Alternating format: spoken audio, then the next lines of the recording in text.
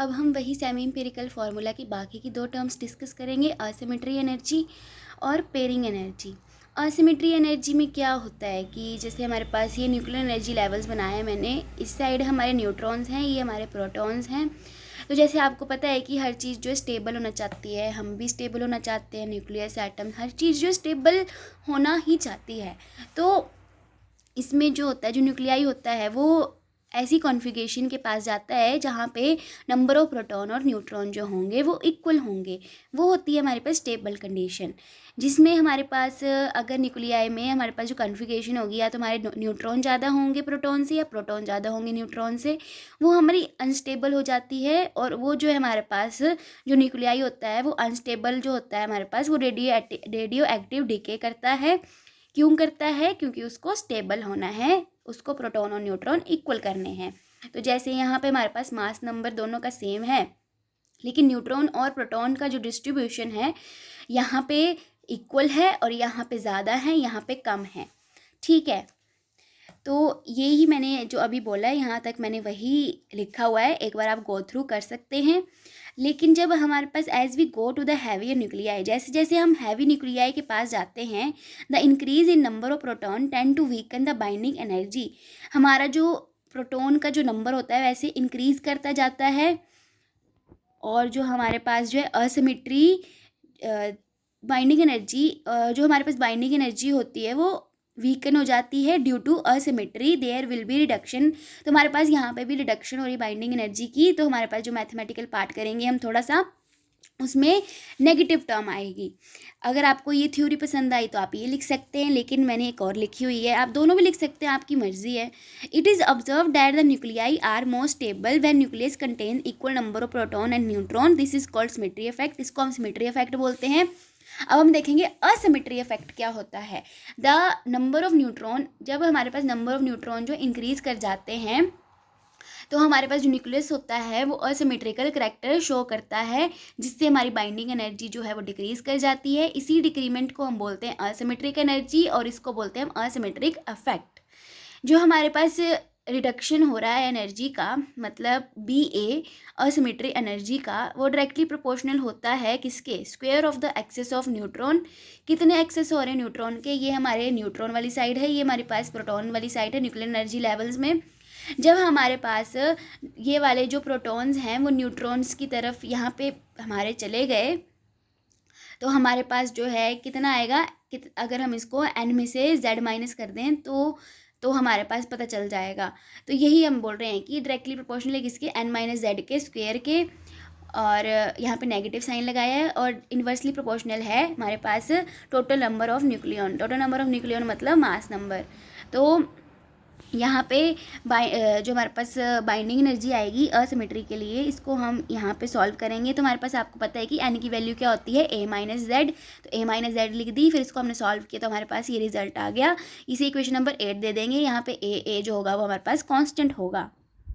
तो ये आपने देखा कि असिमेट्री के कारण हमारे पास जो बाइंडिंग एनर्जी डिक्रीज हो गई। अगर ये सिमेट्रिक होता तो ऐसा नहीं होता, वो स्टेबल हो जाते। तो हर चीज़ स्टेबल होना चाहती है, जैसे कि मैंने आपको बताया। फिर उसके बाद हम देखेंगे पेयरिंग एनर्जी या ऑड इवन इफेक्ट। ये तो बहुत ही ईजी इफेक्ट है। जैसे कि हम देखते हैं कि स्टेबिलिटी और बाइंडिंग एनर्जी जो है एक दूसरे से रिलेट करती हैं। जैसे आपने पढ़ा होगा, आपको चलो बता ही देती हूँ। जैसे आपने बाइंडिंग एनर्जी पर न्यूक्लियन में एक ग्राफ पढ़ा था, जिसमें हमारे पास ऐसी पीक्स आ रही थी, फिर उसके बाद कांस्टेंट हो जा रही थी एक पॉइंट के बाद। जो हमारे पास जहाँ पे वो पीक्स आ रही थी, तो इन पीक से हमें क्या पता चल रहा था कि उनकी जो जो हमारे पास एलिमेंट पीक पे थे, उनकी जो स्टेबिलिटी थी वो सबसे ज़्यादा थी। वो ज़्यादा जो न्यूक्लियाई थे ज़्यादा स्टेबल थे एज़ कम्पेयर टू जो हमारे पास नेबरहुड के न्यूक्लियाई थे। ये आपने बाइंडिंग एनर्जी पर न्यूक्लियन वाले आर्टिकल में ग्राफ देखा होगा।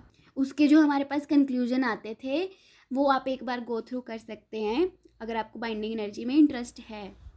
तो हमने देखा जो हमारे पास स्टेबिलिटी और binding energy of even nuclei, जैसे हमने यहाँ पे जो है इवन न्यूक्लियाई था, 6 थे, इवन नंबर है दोनों। और यहाँ पे 10 और 12 भी इवन है। इनमें जो हमारे पास स्टेबिलिटी होगी इवन न्यूक्लियाई की सबसे ज़्यादा होगी as compare to even odd और ऑड इवन के। और सबसे कम स्टेबिलिटी और बाइंडिंग एनर्जी किसकी होगी? ऑड न्यूक्लियाई की। और जो हमारे पास एक्सपेरिमेंटली हमने देखा, जो हमारे पास पेयरिंग एनर्जी वाले की BP आएगा वो डायरेक्टली प्रोपोर्शनल होगा A की पावर -3/4। जब हम प्रोपोर्शनैलिटी का साइन हटाएंगे तो एक पॉजिटिव आएगी, नेगेटिव आएगी, एक 0 और AP A की पावर -3/4। ये 9th इक्वेशन आ गई। तो जब हमारे पास इवन न्यूक्लियाई होगा तो हमारे पास जो है EP जो है हमारे पास, मतलब यहाँ पे EP लिखा है मैंने, BP भी लिख सकते हो, आपकी मर्जी है। एक ही मतलब है, बाइंडिंग एनर्जी ही बता रहा है। तो हमारे पास जो है वो ऐड होगी। जब हमारे पास ऑड होंगे तो सब्ट्रैक्ट होगी। जैसे मैंने अभी बताया ना कि ऑड वाले में सबसे कम होती है बाइंडिंग एनर्जी, तो वो नेगेटिव आएगी। रिडक्शन हो रही तो नेगेटिव आएगा। और इवन और ऑड इवन में जो है ये कंट्रीब्यूट ही नहीं करते हैं बाइंडिंग एनर्जी के लिए। तो आप यहाँ पे भी देख सकते हैं, इवन के लिए पॉजिटिव, इवन ऑड के लिए और ऑड इवन के लिए 0 और ऑड के लिए हमारे पास नेगेटिव टर्म्स है। ये बताना चाह रही हूँ मैं। हमारे पास जो फाइनल एक्सप्रेशन आएगा, जो हमारे पास इक्वेशन नंबर 1 या 2 थी, जो भी थी ये वाली इक्वेशन, उसमें जो हम सारी टर्म्स जो हैं पुट कर देंगे। तो ये वाली जो हमारे पास, हाँ, सेकंड इक्वेशन थी। सेकंड इक्वेशन में हमने सारी टर्म्स पुट करने के बाद तो जो हमारे पास B की वैल्यू आ गई टोटल बाइंडिंग एनर्जी की। तो टोटल बाइंडिंग एनर्जी की हम मास ऑफ न्यूक्लियस में पुट कर देंगे। तो हमारे पास क्या आ जाएगा, सेमी इंपिरिकल मास फार्मूला और न्यूक्लियर मास फार्मूला। इसी फार्मूले को हम बोलते हैं सेमी इंपिरिकल मास फार्मूला। ये तो ऐसे वाइडली इसकी एप्लीकेशन तो बहुत ज़्यादा थी, मतलब इसने सक्सेसफुली जो है एक्सप्लेन कर दिया था न्यूक्लियर फिजन को और कलेक्टिव पिक्चर दे दी थी हमारे पास न्यूक्लियस को। लेकिन ये हमें जो है कुछ चीज़ें नहीं बता पाया था, जैसे कि वो बाकी जो है हमने जो इसकी जो लिमिटेशंस थी वो ओवरकम करी थी शेल मॉडल ने। उसी ने बताया था कि जो हमारे पास जो कुछ नंबर्स नहीं आ रहे थे कि स्टेबल एक्वायर कर ले रहे हैं कुछ नंबर्स में, कि मतलब इवन वाले में स्टेबल हो जा रहे हैं, ये ऐसा क्यों हो रहा था। वो जो है हमारे पास मैजिक नंबर्स आपने सुने होंगे, वहाँ पे शेल मॉडल में डिस्कस होंगे, वो भी मैं आपको करवाऊँगी।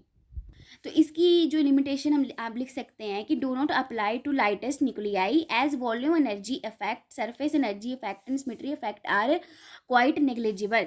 ये जो हमारे पास जो है सिर्फ हैवी न्यूक्लियाई के लिए ही इस्तेमाल होता है, क्योंकि लाइटेस्ट न्यूक्लियाई में क्या होगा, ना उसमें वॉल्यूम एनर्जी होगा ना सरफेस, क्योंकि वो तो लाइट न्यूक्लियाई है। तो ये सिर्फ हैवी के लिए एप्लीकेबल था। तो ये थी हमारे पास सेमी इंपिरिकल फार्मूला। तो अगर आपको डाउट हो सेमी इंपिरिकल फार्मूला में तो आप मुझे कमेंट करके बता सकते हैं। मैं कोशिश करूँगी कि आपके जवाब को वहीं पे कमेंट सेक्शन में बता पाऊँ।